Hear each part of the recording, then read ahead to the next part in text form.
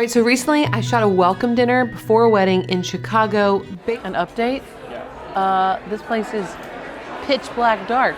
I shot it at 40,000 ISO. That's crazy.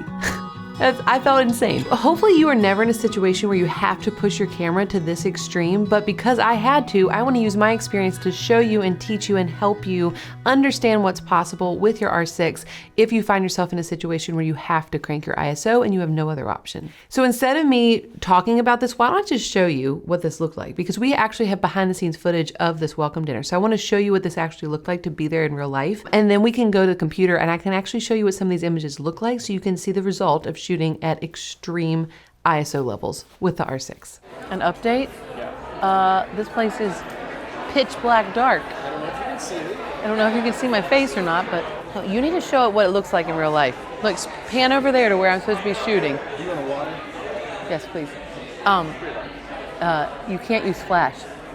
And I knew that, but I also thought to myself, oh, there's probably gonna be fine, like ambient light. It's bad. And then it's lighter out here. Like if you pan over here, I'm like, oh, I can make that work. But that's not where our people are. Our people are over here. And it is dark. So this is a great experiment with the R6 with pushing the ISO. And I'm gonna use my 85 and to keep it a distance because she said like, I don't really need group shots, praise the Lord. Trying to stay close to these lamps. And close to them.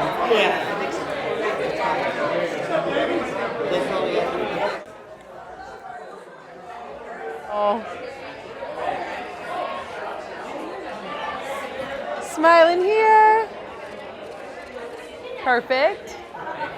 We got it. Perfect. Very nice. We did it. So what you just saw, honestly, Ty was pushing his camera to the limits and to make it so you could actually see me, but that is actually not even super accurate because it was even darker. So what you saw was compensated for with settings, but it was even darker than that in real life. And so now that you've seen that, you got a feel for what I was shooting, but I was in a situation where most people would look at it and be like, we even said sitting there like, what are we doing here? It's pitch black and Katelyn can't use a flash. It was kind of a mess, but really looking back, I'm like, I learned a lot about what my camera was capable of with a prime lens in a kind of emergency situation. I think what also is such a huge win with this is that I was actually able to shoot at kind of optimal settings for shutter and aperture. In the past, I would have to kind of sacrifice all of the settings and do extreme things with them, go to extreme measures to get a decent exposure at all. And there's a lot that can go wrong. So I'd be shooting at like 1/30th of a second and my aperture would be all the way down at like 1.2. You're just hoping no one moves. Whereas with these images, I was able to stay at like 1/125, 1/250. I shot most of this at 2.0. I could have shot everything at 1.6, but honestly, I was nervous. I was nervous because it was so dark. I mean, it did a great job focusing in the dark, pitch black. So we're gonna go to my screen and I'm gonna show you some of the images that were shot from a range of 20,000 ISO to 40,000 ISO. So what you can see here, I was shooting with the window, whatever minimal window light I had. I was shooting from that angle, so I was using that light to be the light that was exposing the front of these people's faces. So I was shooting from this one side of the food table. But then this image was shot in the very far back of the room. So really far away from the natural light. And so these people, this little bit of light that you see on them was actually just from like a lamp and maybe a fire pit or like a fireplace. I'm just gonna walk you through a few things that I wanna show you that I think are really interesting. So this was the worst part of the building to shoot in because even though I was really far away from the window and the window really wasn't even producing that much light, it was still light.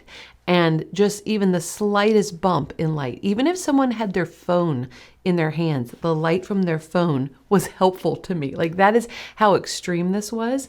And so shooting at the back of the room, this was one of the first images I shot back there. This was 25,000 ISO, 85 millimeter 2.0. I could have shot this at 1.6, but quite honestly, shooting blindly in the dark, I just thought I need to at least be careful with my aperture because I can't fix, if that is soft, I can't fix it. If my grain is there, I have a solution for that. So that's why I kept it at 2.0, even though technically I could have gone down a little bit lower, and 1/125. So I feel like this was kind of a safe zone, but even when you start to edit them and you start to bump up, I mean, you can look at my settings here. So look, this is unedited and this is edited. I didn't do anything super extreme. Honestly, a lot of the grain probably showed up because of the shadow bump, but I was just trying to make it so it wasn't so much of a black hole with her shirt. All right, so this is the image straight out of camera that was shot in the back of the room with the same settings as this image that was shot like 15 feet closer to the window. This was it straight out of camera. Okay, so if you zoom in, you can see a little bit of grain. Remember, this is 25,000 ISO, so it's pretty high. You can see the grain, but you can also, I mean, look at the detail of her necklace, and you can see her individual. You can see the woman's wrinkles on her eyelids. I mean, that's great. So, I mean, not great for her, but it's great for the great for the camera. Anyway, so this is edited with just a little bit of noise reduction. And so when you zoom in, you can kind of see, you know, it honestly looks pretty similar. But if this was the same setting as this, and this is just a change in lighting, you can kind of see how drastic the edit kind of looks. Let's zoom in and see. This is the grain right on his shirt. Let's go down to like a dark, like this is part of the image that was really dark with the shadows. So this is noise reduction at 33. If I take it away, that's what it did look like. And so adding it just around, I didn't want to go noise reduction over 50% because I think sometimes it can get a little bit too, what's the word? A little too creamy looking. You start to lose some of the crispness of the edges of an image. But honestly, you know, they're not going to do anything with this. They're not going to print that, but it shows this couple talking to this older woman. And the goal of this whole shoot was not to create award-winning images. It was to capture the evening as best I could with the strict requirement of no flash. Let's look at this image. This image was shot actually only at 20,000 ISO. Similar settings, 1/125 and then 2.0 for the aperture. Again, it was shot at the ideal spot because the window light was hitting her. Let's look at it straight out of camera. This is straight out of camera. If you zoom in, I mean, you can see individual eyelashes. You can see the detail of her teeth. You can even see a little bit of wrinkles under her eyes and individual pearls in her necklace. I mean, it's actually not a bad photo. And so when you apply some noise reduction and you brighten it up a little bit, that's actually be a really, really pretty black and white. So thrilled with that. It was towards the end of the evening that things got a little dicey. The reason why I got a little dicey at the end of the night is because the window light was fading. And so kind of my sweet spot with like a little bit of window light hitting directly on that side of the food table. I had to just get a little bit more creative and a little more strategic with my settings. So I'm going to start to head towards some photos from the end of the night. And of course, at the end of the night, the bride started saying, "Oh, can we get a few group photos?" I'm like, yes, group photo. We should have done this like an hour ago. And I get it. Like she just wanted a few pictures with her friends. She just didn't, it's hard to even understand how hard it is to shoot in this type of light. And they hadn't even really been drinking. But some people were like, "Oh yeah, I'm sure you can work magic." I'm like, there's only so much magic there and there's not a lot of magic left. So let me show you what I'm talking about. So this was 25,000 ISO. And this was what it looked like. Let me reset that for you. Straight out of camera, so not horrible. Again, it was shot in an ideal location. This is a food shot, 25,000 ISO. And this was straight out of camera. So this is where it got tricky. This is going up to 32,000 ISO. And again, same settings, 2.0, 1/125. And this is edited. And I hate how dark it is. I hate how grainy it is. But when you look at that, like, I mean, you can still see the, like, what do you call the little sparkle in the eye? Catchlight. Oh, catchlight. Yeah, catchlight. You can still see the catchlight in their eyes. And she's a little bit soft because she was standing behind her just a little bit. I was shooting at 2.0, but not bad. I mean, you can see the detail on her necklace. This is fine. But this was literally shot almost in complete darkness. Insane. So let's go down here. This is the last one. This was shot, and all the portraits towards the end of the evening were shot at 40,000 ISO. This was the godmother of the groom. She wasn't able to come to the wedding the next day. We had to get a portrait with her. And so I had them stand in front of the fireplace, and I actually multiple times told them, like, twist forward towards the light. You can't stand straight onto the fireplace because then I don't have enough light on the person at the far end. But this is, you know, I don't love the grain. The grain's not ideal. Let me actually stay this close and get rid of noise reduction and just show you, like, this was before and this was after. And so I'm thrilled with this. They have had zero complaints about this. Of course, I'm not going to win any awards, even though sometimes I feel like I should for this part of the gallery. No, unless you're a photographer, you don't understand how hard this is. And so people just see me walking around with a nice camera shooting in pitch black.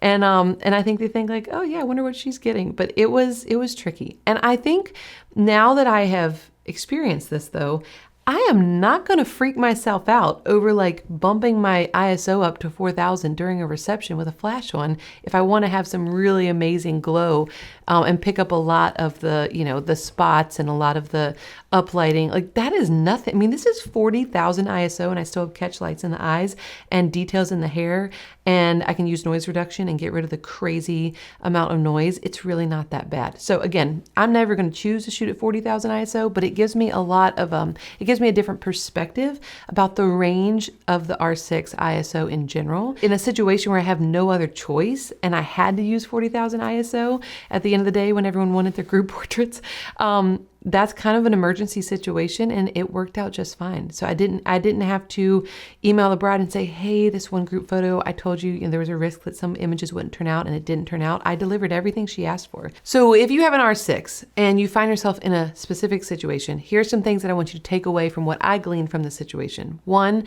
the reason why these are not that bad is because if you look at the screen again, this was straight out of camera, and this was edited. My exposure and my editing adjustments are pretty minimal, all things considering. And so getting your exposure correct is really important. If this image was shot at 8,000 ISO and was really, really dark, and I thought, oh, I'm shooting in RAW, I'll just bump it up later. This is extreme. That wouldn't work here. And so it was actually really important that I shot these close to the proper exposure. And so it didn't take extreme editing. And the reason why it was close to proper exposure is because I cranked my ISO. And so if you have an R6, it is actually safer to crank up your ISO than it is to be shooting at 1/30th of a second. You can't recover from camera shake. But ISO, that you can reduce noise reduction and have an image that looks like this at 40,000 ISO, this is the way to go. So my recommendation is shooting in an emergency situation with no flash allowed and a prime lens. I would shoot with higher ISO in order to create proper exposure instead of basically shooting black, dark images and thinking I'm going to fix them later, and I don't want my ISO to be too high. So if you're ever in this situation and you have an R6, my recommendation would be to get your settings, your aperture and your shutter speed to a safe zone, and then leave them alone. So 2.0 for aperture was safe for me in this super dark environment, and then 1/125th for the shutter, that was my safe zone, and you would see throughout this entire gallery, those settings really never changed. But I was able to work for that whole event, just changing my ISO for the most part based on the different places that I was shooting around the room. And I didn't have to worry about camera shake or am I locking in focus at 1.2. And so for me, I'm not looking at my meter. I'm looking at what the image is going to look like through my viewfinder of my R6.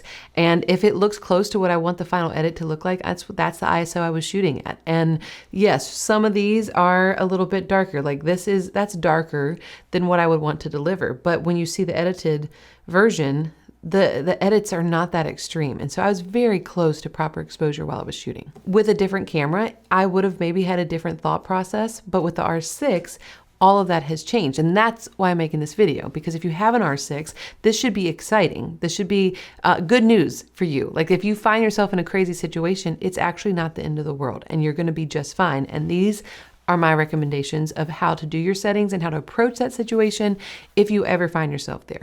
If you want to learn more about R6 tutorials, thoughts, my approach, my settings for my R6, I have a whole playlist dedicated to the R6 and my love for it. And so you can find that on the channel as well. Thanks for tuning in. I will see you next time. Bye.